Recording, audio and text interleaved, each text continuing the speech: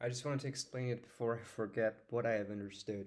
So we're talking about here the Viterbi algorithm, and this is one of the foundational algorithms that you have to know when you are dealing with natural language processing problem. So I will talk about what is the input and what is the output. As you see here, the input is a sentence.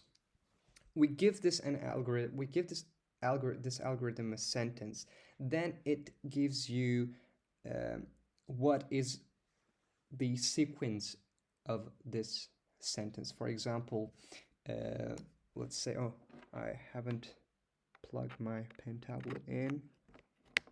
Okay, let's go.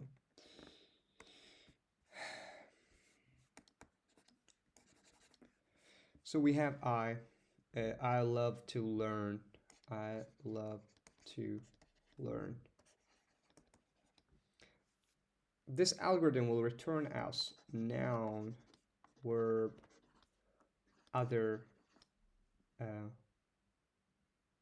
verb.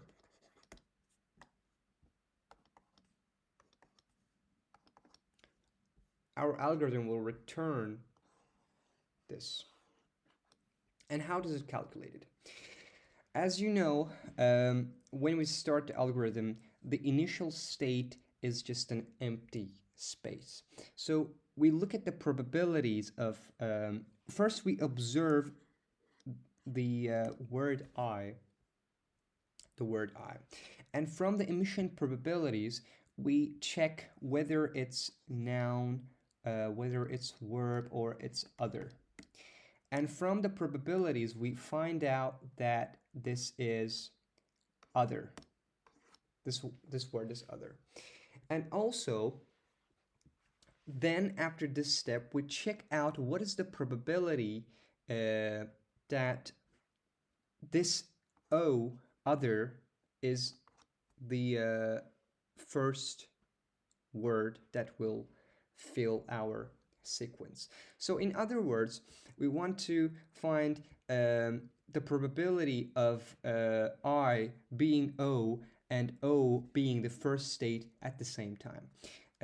So what are those probabilities? Okay, the probability of I being O is 0.5, as you can see here, 0.5. And the probability of O being the first word is in a sentence is 0.3.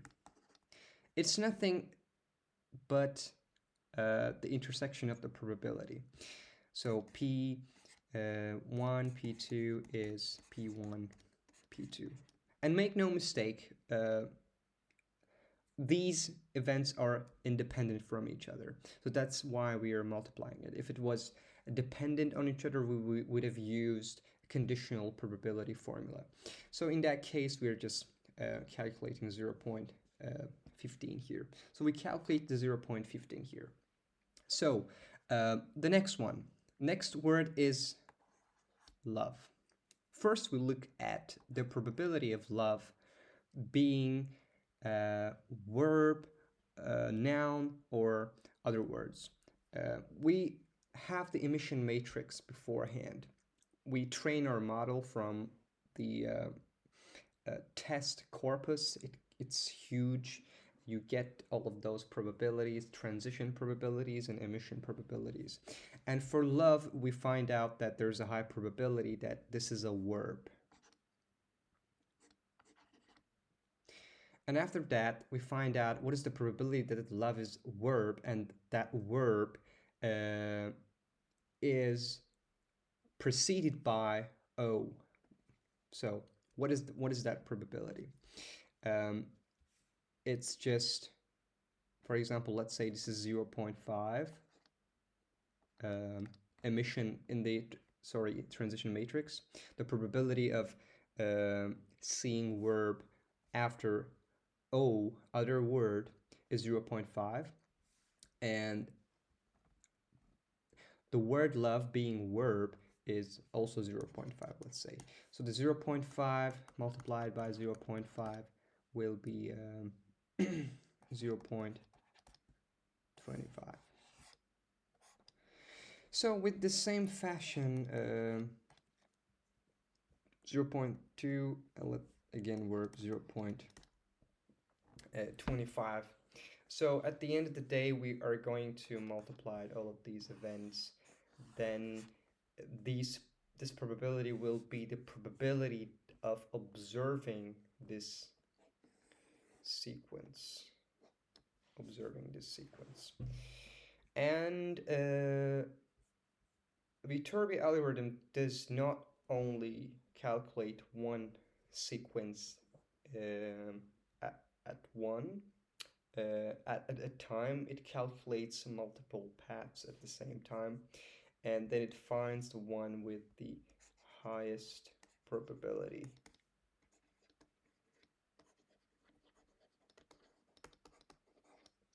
With the highest probability. Yes, that's what it is.